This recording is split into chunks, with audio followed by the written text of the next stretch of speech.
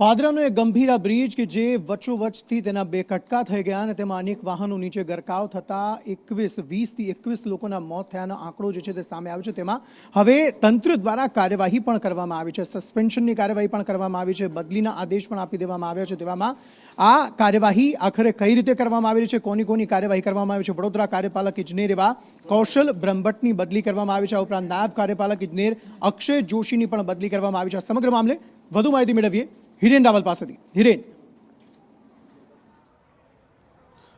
તો ગઈકાલે રાજ્ય સરકારે આ કેસની અંદર 4 અધિકારીઓને ફરજ મોકૂફી હેઠળ મૂક્યા હતા અને એ જગ્યાઓ જે ખાલી પડી હતી એ જગ્યાઓ પર નિમણૂકો આપવામાં આવી છે। 2 અધિકારીઓને આ વડોદરાની જે માર્ગ અને મકાન વિભાગની જગ્યાઓ હતી ત્યાં નિમણૂક આપી છે, જેમાં કૌશલ બ્રહ્મભટ્ટ કે જે કાર્યપાલક ઇજનેર તરીકે અમદાવાદની અંદર કાર્યરત હતા એમને બદલી કરી અને વડોદરામાં મૂકવામાં આવ્યા છે કે જે જગ્યા ખાલી તમામ કોર્પોરેટરો છે તે આ બેઠકમાં હાજર છે, તમામ અધિકારીઓ છે તે પણ આ બેઠકમાં હાજર છે। તમને આ સીધા જ દ્રશ્યો છે તે બતાવી રહ્યો છું કે સંકલન કમિટીની જે આ બેઠક છે તે મળી છે।